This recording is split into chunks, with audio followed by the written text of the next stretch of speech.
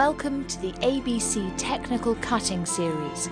Contained within are the techniques that form the foundation for the world-renowned training method of cutting hair the Sassoon way. Lines, graduation and layering are fully explained and demonstrated in their purest form, with variations to show how these three fundamental techniques combine to produce essential contemporary shapes that will boost any stylist's repertoire.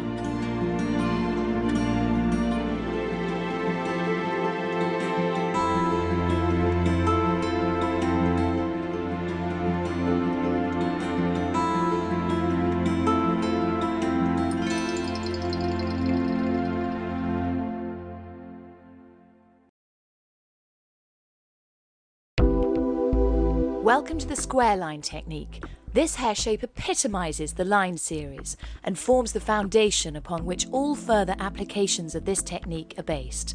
In this instance, a square line with a fringe is being executed.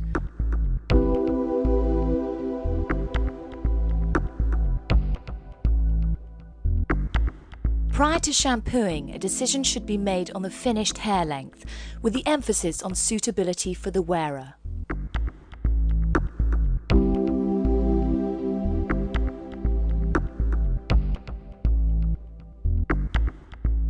Make a thorough assessment of the hairlines, including the nape and the hair around the ears. And for this shape, pay particular attention to the crown, as this will have a bearing on the finished result.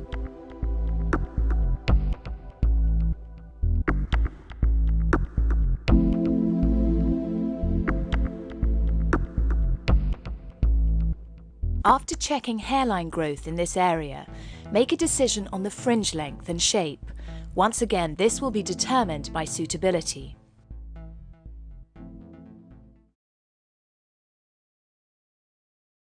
Having shampooed and conditioned the hair, determine the natural parting by combing the hair away from the face as shown and pushing gently forward. This will allow the hair to fall into its natural position. Notice how the hairline in front grows asymmetrically. To achieve the correct balance, this will have to be allowed for in the cut.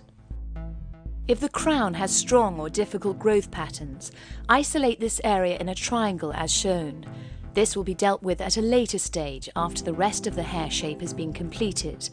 Ensure now that the client is sitting upright with arms and legs uncrossed.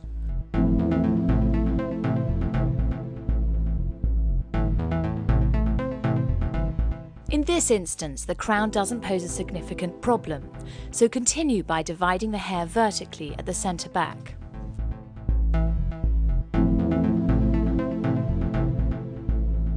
Now take a horizontal section. In order to produce a square shape, this section should be slightly inverted.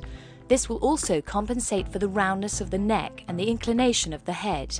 Keep the head tilted forward through this part of the process to minimize the undulations of the neck. Comb the hair in the direction in which it grows and cut a line that mirrors the angle of the section. Extend the line into the corner, taking care not to over-direct the hair.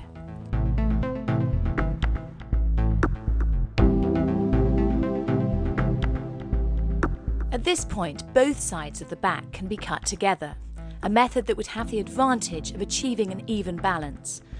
Alternatively, one side can be worked through in isolation. However, keeping the hair consistently damp, having an overview of the balance, and an even inclination of the head would be factors that should be considered. Secure the hair onto the skin with 1 or 2 fingers and cut a line parallel to the section.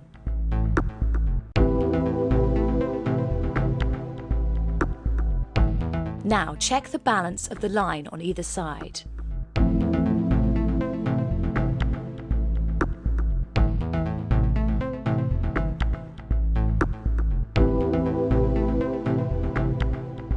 Now take a section parallel to the first and comb the hair down onto the skin.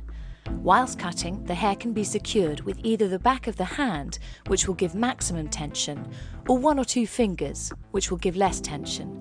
With either method, use fine sections and always follow the guideline.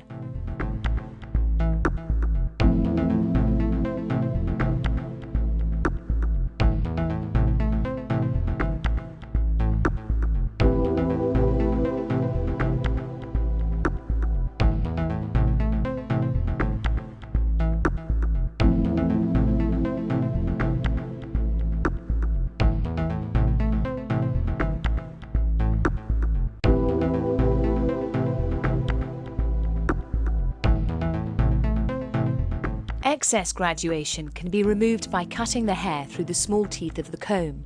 This will produce the least amount of tension.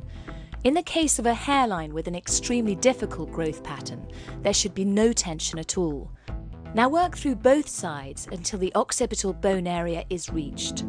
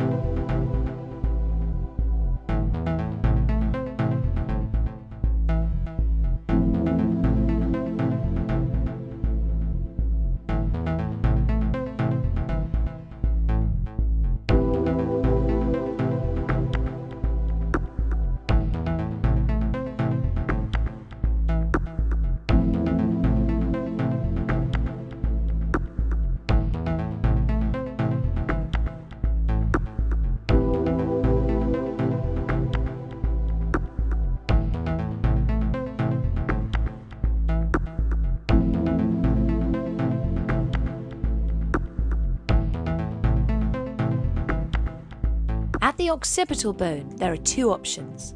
Either cut up to the crown prior to connecting with the sides, or option 2, the back and sides are cut together. However, this would require the head to be raised and lowered alternately, which may result in inconsistencies in the line. In this instance, option 1 has been selected. Work up to the crown, now using less tension. As the sections progress, gradually bring the client's head into a slightly less tilted forward position.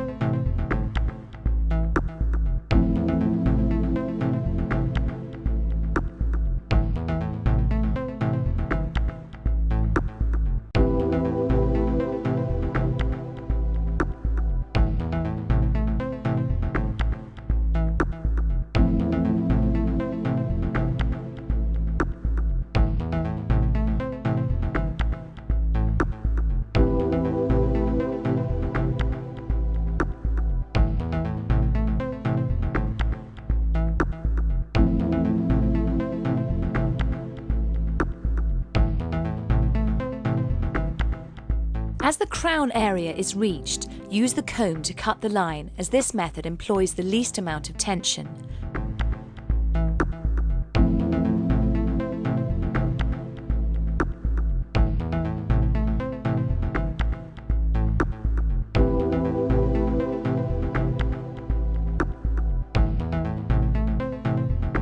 Take care to divide the hair correctly around the ears.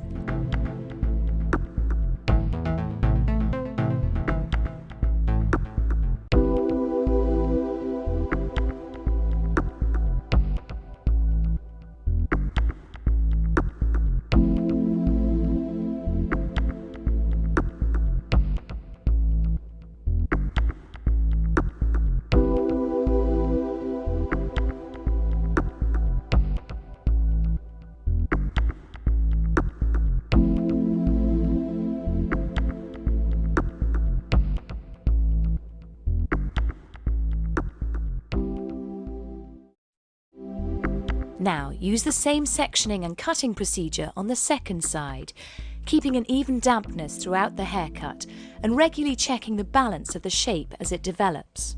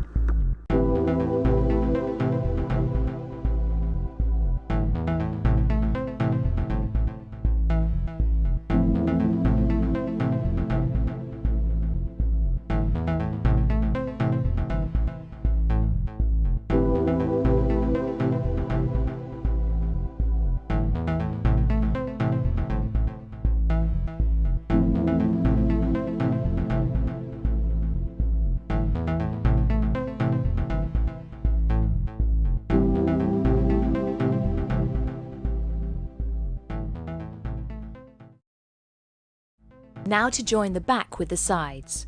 With the head in a natural position, using the hair behind the ear as a guide, take a section that flows from the back to the front. Ensure that the first section contains sufficient hair to give definition to the line. Always check behind the ears for loose ends. Compensation for the protrusion of the ear is essential for the success of the finished result.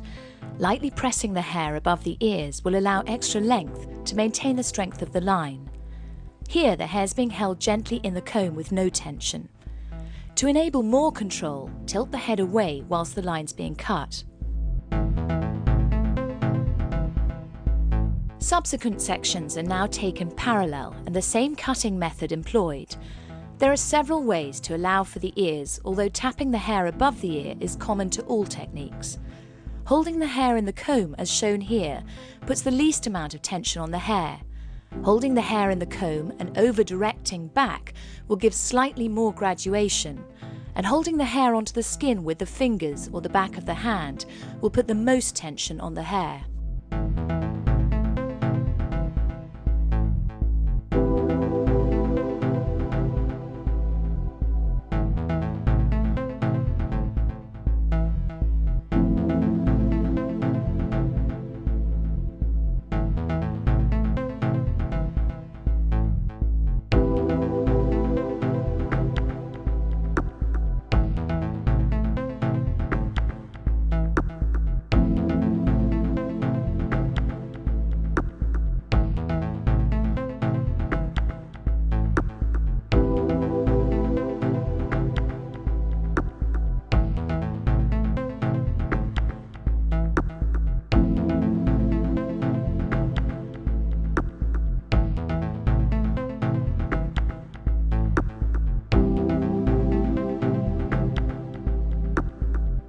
When there's sufficient hair to make the technique viable, lifting the hair with the comb and scissors together will give more control. Now continue to the original parting.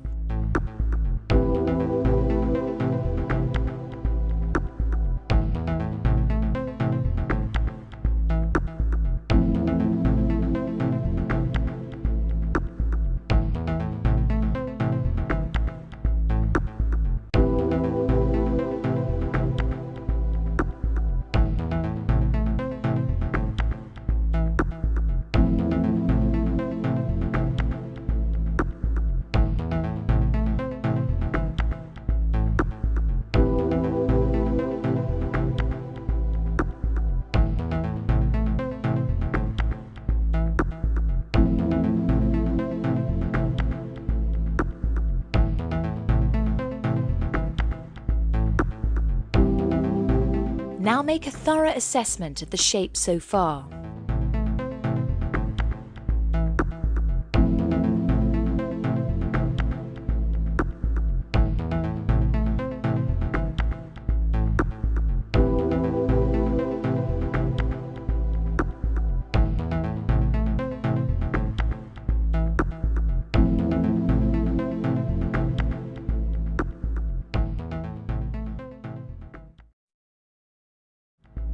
Now use the same sectioning and cutting procedure as for the first side.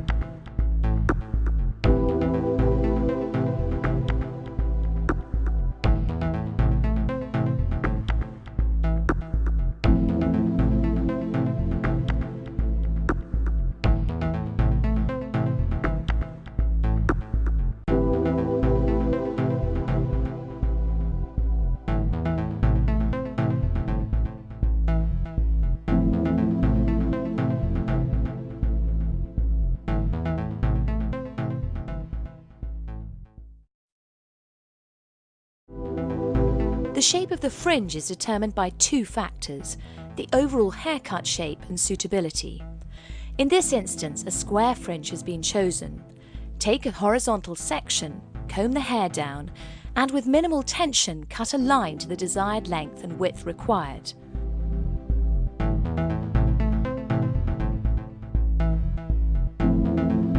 The cutting line mirrors the angle of the sections.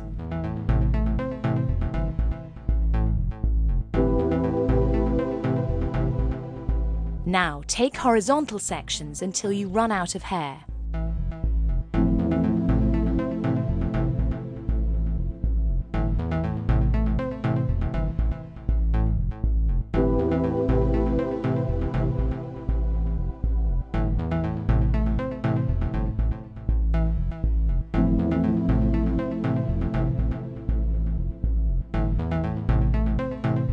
Because of the density of the hair, sectioning has been reduced to a minimum.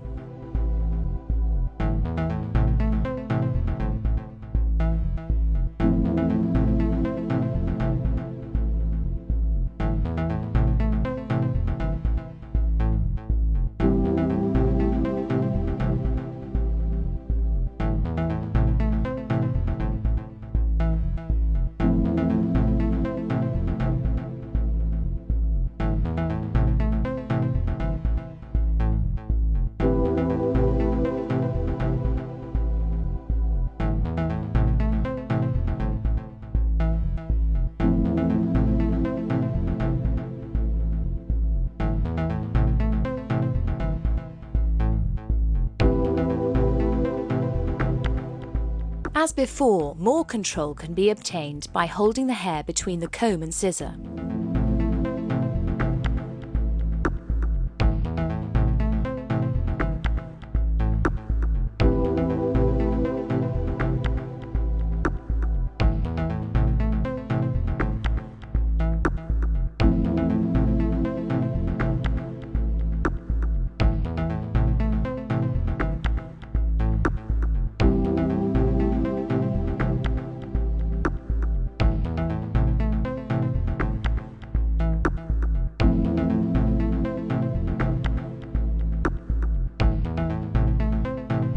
There are various methods of sectioning off a fringe. In most cases, two vertical lines drawn up from the temple hairlines to the parting will define a triangle. Tuck the hair around the ears whilst working. Make a thorough check to ensure that the division between the fringe and the side is clean.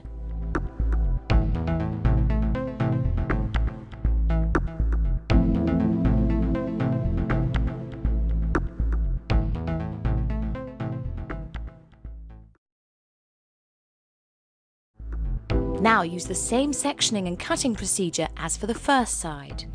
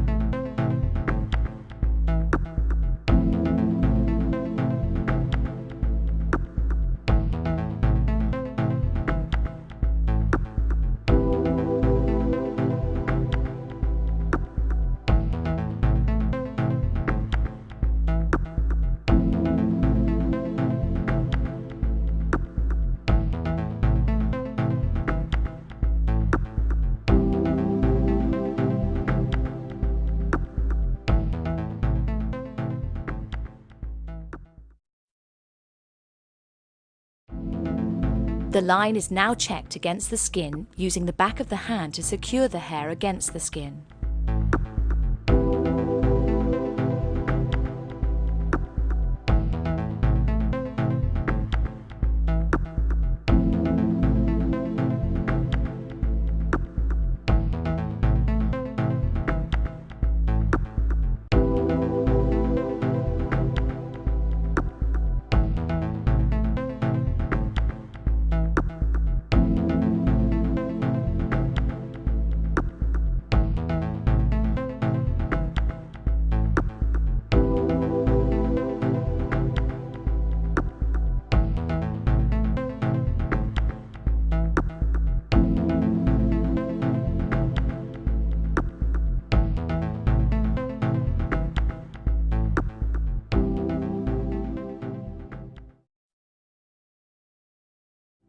Prepare the blow dry by damping the hair with a suitable finishing product and combing into place. Now use a wrap drying technique that starts from and employs the same sections as the cut.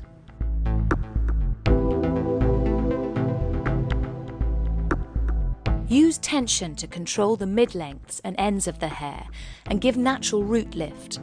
The resulting smoothing of the cuticle will make the hair shine.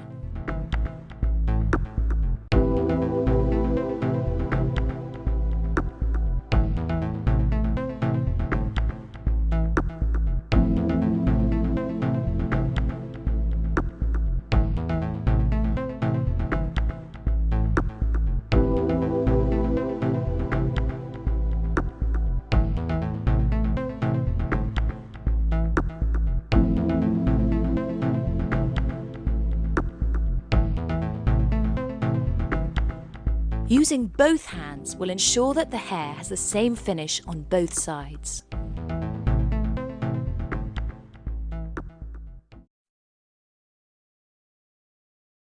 Re-establish the parting and ensure the hair is combed through evenly, checking the evenness of the blow-dry, especially the hairlines.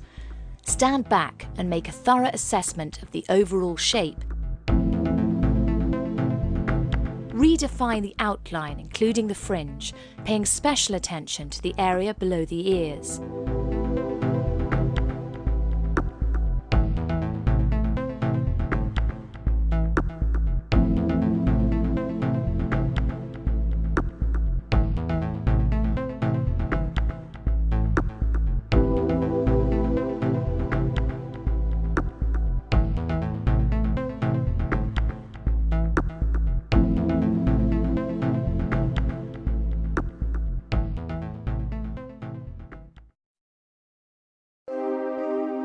Here is the finished result, a timeless classic that epitomizes healthy, shiny hair.